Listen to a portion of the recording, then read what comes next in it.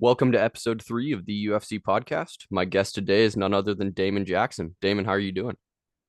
Doing good, man. How are you? I'm doing great. I just want to hop right into it. I know you're in training camp. How's it going for Chepe? Man, it's been amazing. I was ready to go this week. I've been helping a handful of guys get ready for their fights. So, I was training really, really hard for them, and I was doing rounds with 45ers, 55ers, and a welterweight. So, it's been busy couple weeks for me. I've been just up here every day, and so it was nice. And I got the call for a short notice. And I was ready to go, but then they pushed it back for whatever reason. So either way, man, it just gives me more time. Wow, yeah. And for those of you who don't know, Chepe was originally, scheduled to fight Dan. When Ige had to step in on 4 hours notice, everything kind of got flipped around and switched around. Yeah, Um, yeah, so you originally took the fight on, less than 3 weeks notice. Is that correct? yeah. And I was ready, man. Like I was excited, and I know Chepe's a tough dude. He's on a win streak, so it's kind of nice to get like to test it out. And I think after this win, I'll get another top 15 matchup. So just got to go out there and take care of business. Yep. And you're spot on. Top 15 is definitely coming next. Were you aware of Chepe just kind of on the regional circuit? I know you were kind of in the LFA at the same time. Yeah. Uh, yeah, not so much when I was in there. I wasn't really aware of him, but I watch LFA all the time. Like I'm a big fan. The promotion is great. It starts so many big names in the UFC. So it's kind of like just watching it. It's always like if I ever have downtime, like I always put fights on. And LFA's, that I love watching them. It's really just LFA and UFC. It's all I watch. Yep. Yeah, I feel that. LFA has some of the best knockouts, man. I remember watching Sean O'Malley when he finally got his contender series. It was off the Yeah, LFA. So it yeah. definitely is pumping out a lot of high level, UFC caliber Yeah. type guys. Yeah. Um, with Chepe, kind of what are some of his strengths that you see with him? What are his strongest assets in fighting? I think he has pretty good endurance. I think he's willing to like stand in the pocket and strike a lot. And for whatever reason, he likes to, close distance on people. And he gets in the pocket a lot. So I think that those are all things that, will wear you out and will kind of make you open up, as far as like you're dropping your hands or like, moving a certain way. So but it's nothing new to me, man. I got some guys in here that are just like him in practice. So we got plenty of guys at Fortis in Dallas and then at my Lakeside location. So I'm getting plenty of work in. Yeah, that's awesome. And how is that going with your new gym? I know you opened up that satellite gym of Fortis Lakeside. How is it being, a Mhm. head coach and owning a gym? Oh man, it's awesome. Like it helps me really listen to my coach better. It helps me also game plan a little better and to process the whole like fight camp. It's a little bit easier now that I see like all the things that people mess up on. So I've learned a lot for sure. At first it was really really crazy getting it going, but now that it's up and going, it's pretty cool to see some of these guys taking fights and getting better every day. It's pretty cool. And do you think you've, seen an evolution in your own game, just having to actually coach guys more? Do you think it's helped yourself Oh, improve? 100%. And it's one of those things where like I'm drilling with these guys on stuff that, I probably would have never started drilling again. So I'm getting to like teach them wrestling that I haven't done in forever and jujitsu basics and striking basics and drills and it's been good. Yeah, that's awesome. So, I mean, it sounds like you're teaching beginner classes as well. Do you have people fighting? Are you teaching just the whole spectrum of martial arts? Yeah. No, at my gym, I'm kind of open to letting everyone that wants to try it out, try it out. I don't, people know where they belong, so they know, if they're like they're not gonna stick around for sparring if we're sparring. But a lot of times people come in and drill, and then they kind of go off to the side whenever we spar. So, everybody can get work in, and these young fighters, if you get them in there, where they can start teaching early. This is something that you can do this. I've done this for a living since I was 15. I've been training people as a trainer and a coach. So it's something that you can teach these guys, something they can do for the rest of their life. And it's really hard to work a full-time job while you're fighting and while you're being an athlete. So like training people is a good way to work and make good money and not have to be there all day. So Yeah, that's awesome.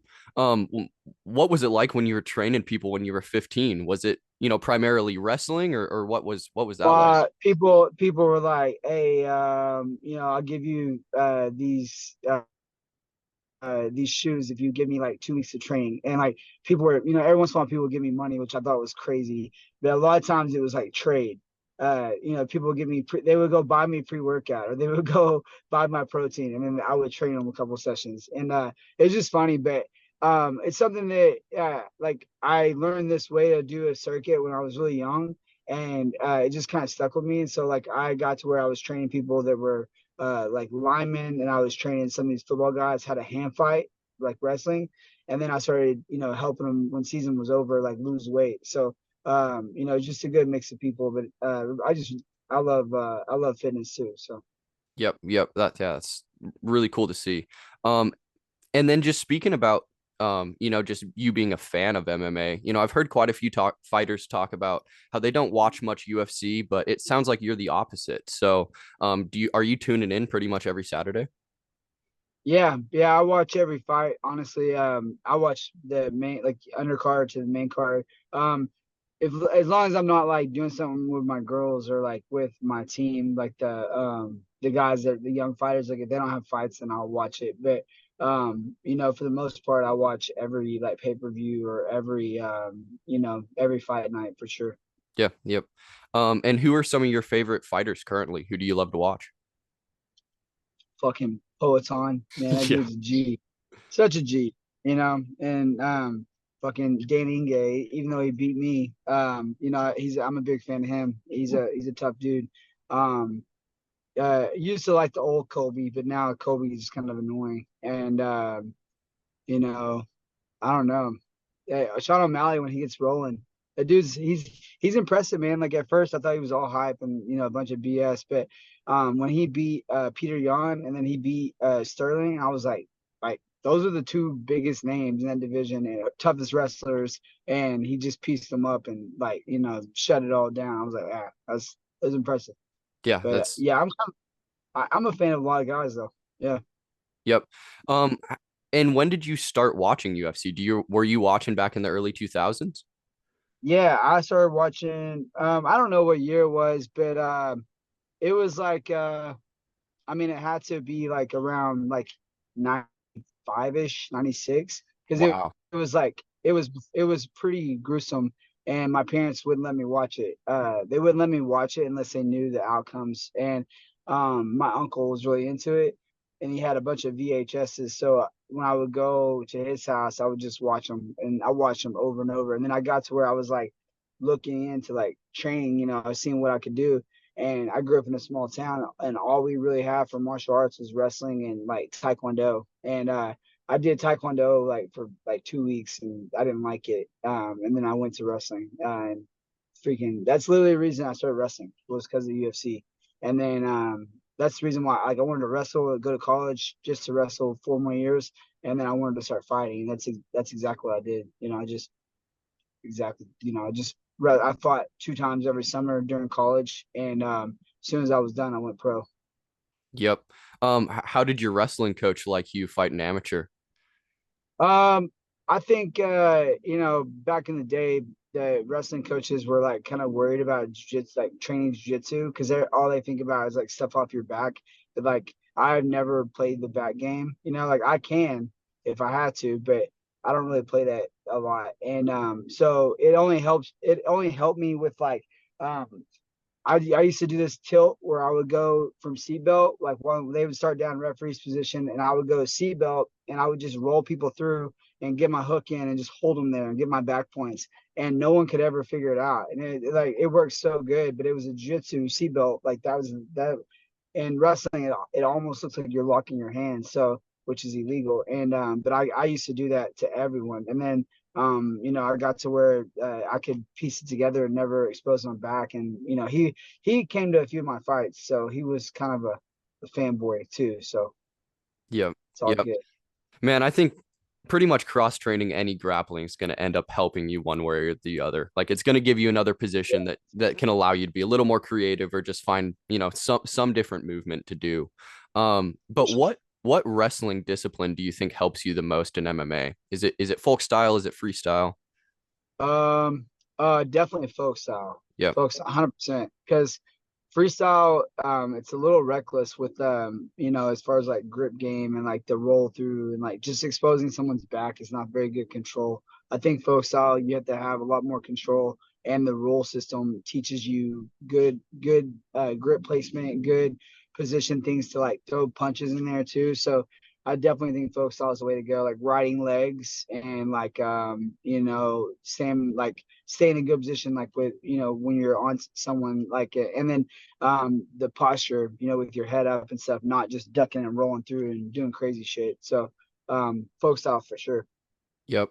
And I mean, I know Bo Nickel has the credentials, but who do you think is the best wrestler in the UFC currently? Man, that's a tough one. Yeah.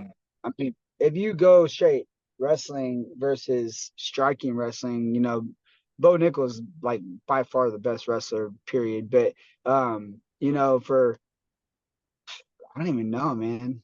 Can't really say Islam because he's been throwing out some striking. So I don't know. I guess maybe Bo. I Yeah. mean, I don't know. Like Khabib style of wrestling, that is that like that maul, like just grab you, hold you.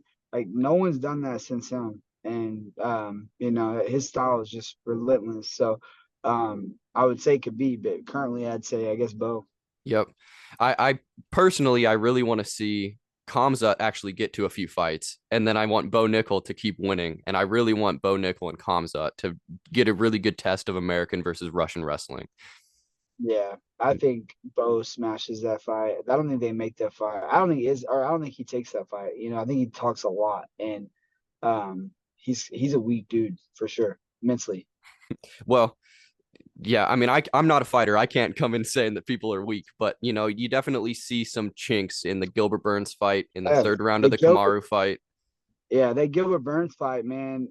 You're talking short notice, and he came at him. So I think anyone goes at him like that, and he doesn't just shut it down instantly. Like I think that he's in trouble. So.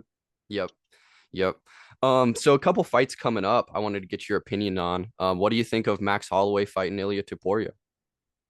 I think that's a good fight for Max in a lot of ways. I think Ilya does so good though about getting in the pocket. So as long as Max keeps his range right, I think he can kind of piece him up. And I think Ilya gets in on the body locks or in on the body, but attacking the body. I think Max will be in trouble if he gets in the pocket.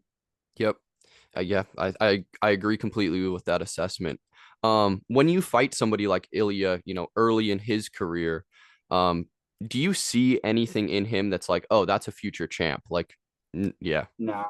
I mean, like yes and no. Like I mean, you can't talk shit if you lose a fight, but it's like I was piecing him up. I was hitting him with stuff, and I was like coming forward at him, and then he caught me. Whatever. He got me good. He set it up good. He had good power. He does have good power. And he like doesn't really get out of position really. But I was hitting him, and anyone that can get hit is beatable. And what he's done has been great. And it's like what Alex has done is great. And, even Ian Gary, I can't stand the dude, but, what he's doing is great. Like you come into the UFC and you're on a win streak, no matter what, you can't take that away from someone, but anyone can win. That's why everybody watches it. Like fucking Kamaru Usman and, and what's Leon. the Leon, Yep. like anyone can win. And that's like why it's such a freaking exciting sport, Yep. And I guess it's kind of two different paths in the UFC. You have the guy that comes in and just goes on a win streak straight to the title, and then your Mhm. path where you came in, didn't do that well your first stint, had to leave the promotion and win some more fights and then come back to the promotion. What do you think that gave you, just having to making it to the UFC and then having to fight your way back to the UFC? I mean, it was rough, man. That was because it's like now they have like the contender, they have snap or they have um, Ultimate Fighter still. They have Dana White looking for a fight. They have a lot of different avenues to get there. So like, for really, what I always thought was you fight, you win the LFA belt, and then the UFC calls you that night, and they're like, "Hey, come fight." And so that's kind of how it was the first time when I beat Leonard Garcia. I literally beat him, and then I took my family down to like Galveston or like down to the beach just for a quick trip. Like I was gone for that weekend. That was it. And while I was down there, they're like, "Hey, we're coming back on Tuesday," and they're like, "Hey, we need you to fight at UFC 177." And I was like, "Oh, let's go," whatever. And I'd only been fighting for a year and a half at that point. And so when I made it to the UFC, I was on a 9 fight win streak in a year and a half, and I just beat Leonard Garcia. And then they called me the next week to fight in the UFC. And so whenever I got cut, I wasn't ready to be there, like for sure. But when I got cut, and then I fought my way back to the LFA title and I won it, I thought I was going to get that call, and it was like 8, 9 months and like nothing. And then I was like, oh, well, I'm gonna go sign with PFL and try to get this money. I thought it was gonna be an easy grab, and then that company is such a freaking scam, like just disgusting. Like I would advise any fighter that wants to have like a lengthy career not to go with them. 100%. And it's very personal with that. And I had to threaten them with multiple lawsuits, and they finally let me out of my contract, and which was trash. And then came back and fought in LFA again, and then COVID happened, and that's how I got in. And I don't think I was gonna get back in unless COVID happened, honestly. Really? Um, Wow. yeah, because I think Sean was just like, "You're just a grappler." Because I had never showed anything different, and I went to LFA. I had a couple of knockouts, but it was more wrestling, same thing. Wrestle, take people down, sub them. But I think COVID helped a lot of people out, and I think it made the UFC such a freaking powerhouse now. So, I think that everything happens for a reason, for sure. Yep. And I mean, you hit it right on the head. Your striking has just blown up, in your second stint with the UFC. Um, what do you accredit, that improvement in your stand-up game to? I think a lot of it's just like a mindset of like, I don't even care if someone tries to take me down. I'm like, take me down, bro. I can play this game off my back. I can sub you there. I can reverse the position. I just don't care anymore. And it's like once you get embarrassed of that, you get knocked out in front of millions of people, and they watch it over and over and over and over. Like after that's happened to you, there's really nothing else that could happen in the sport that would like embarrass you that level. So like I just don't give a fuck like at all. Like I just don't care anymore. So I'm like in practice, I throw like that. I'm thinking that way always mentally. I see things differently, and I'm just different spot in life too. All right. I'm going to ask you a few fan questions here, and then I'll let you get out of here. All right. First question's coming from Dex Jr. He's asking, do you have a routine in the locker room to deal with pre-fight nerves? No, I love the whole thing. Like I love that nervous feeling of like walking in, you get your stuff, you see your little chairs that have your logo, your name on them, and you see all the stuff, and like that's when it kind of sets in. Then you like, you get down. I actually usually end up like going to sleep. I just kind of sit there and I go to sleep for 30, 40 minutes, and then I wake up, start moving around lightly, and I eat it all up. Like I love it all. Like I wish I could fight every month if I could. I love that feeling of those nerves. It's a good feeling. Awesome. Casper Gutton is asking, what goes through your mind during the walkout? Uh it's kind of weird on the walkout, and especially at the apex. You definitely get amped up, but then you have to go, like, you get amped up and then you go in the cage, and there's like a little downtime where they have to like get the production ready, and then they do the announcement and stuff. So you gotta like after you've done it a few times, you kind of get used to it, where you don't get amped up until they start saying your name, and then it's like go time. And I used to like slap myself before I would go out there and like get all amped up, and now I'm pretty chill until I get in the cage, and then I start getting like bouncing around, thinking what my game plan was, listening to my coach, just, talking small talk. And, just that's when it sets in. Yep. Do you feel like you perform better in the Apex or in front of a crowd? Honestly, man, I'm not a people person. Like, I don't really like a lot of people. And like, I have a small circle, but I love the freaking energy of the crowd, man. I miss it. I fought in Nashville, against Billy Q, and dude, I freaking miss it big time.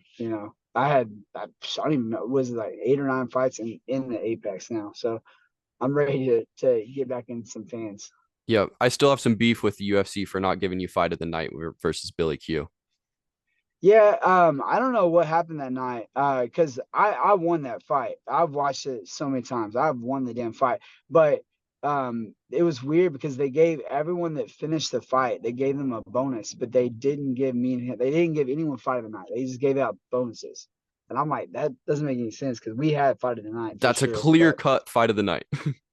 yeah, no, it was a good fight for sure. Yep. Um, Williamson Cutliff Davis is asking, will you be able to crack Mariscal's chin? Oh, it's already been cracked. Yeah, All right. Joanna Brito, whatever his name is. They fought in LFA, and he came out with like he rushed him and just whopped and hit him. So I'm like, everybody can get it. Like it's there. Maybe he had a bad weight cut. Maybe he didn't rehydrate right. Maybe he wasn't like maybe he was sick, whatever. But like everyone's chin can go. Like it's there. Like my chin's not gone. The reason why I've lost any fight in like a TKO or a KO is because I had the shittiest weight cut. Like those are the only times I've ever lost is when I had bad weight cuts. Yeah. Do Yeah. you foresee yourself moving up to 55 at any point? Mm. I would for sure, but I would do that for sure. Like if the opportunity was there and it like made sense. Like yeah, I was hoping they were gonna make a 165 division, and then couple guys would bump up. I would bump up and stay at 55 for sure. Yep. Man, it needs to be every 10 pounds. Like, I don't understand why it's not every 10 pounds. I don't know. I'm sure there's a reason. I'm sure it costs a fortune to add another belt in too. So who knows, man? But the way the UFC does it, it's like you can't question anything they do. They think about everything. Yep. Hey, they're the best in the business. We're not going to make a decision that they haven't already thought of. So, um, Adam O five Town asks, how do you find ways to train while injured? I mean, you got a million different things from like, you can work your calves out if your pecs tore, or like, like you can do footwork, if your hand's broken, you can still, shadow box. It's like there's a way. You can find an excuse to not work out for sure. That's pretty easy. But um, if you really wanted to make a workout happen, you can make it happen. So I think just getting out of your own head and kind of, being open-minded for sure. Awesome. Well, thanks for your time. If I ever get down to the Dallas Fort Worth area, I'll make sure to stop in at Fortis and let you For beat sure. me up a little bit. I don't want to be like the regular media. So if you don't like how this interview goes, I want you to I'll give you a chance to, punch me in the face a little bit. All right, sounds good, man. Awesome. Last minute here, just roll out, how people can find you. Just I don't really do a lot on Instagram. It's Damon B Jackson, and then you can see my gym, Fortis MMA Lakeside, and we're in Rockwall, and that's really all I use my Instagram for that. So just my business. So you guys are more than welcome to come out if you're in the area. I would love to have people out. I have a lot of people that work out at 24 that keep up with all the fights, so it's pretty cool. Okay, perfect. I'll have that all linked in the description below. Thanks again, Damon. It was great talking to you. Sure. Awesome. Yeah. Thank you. Absolutely.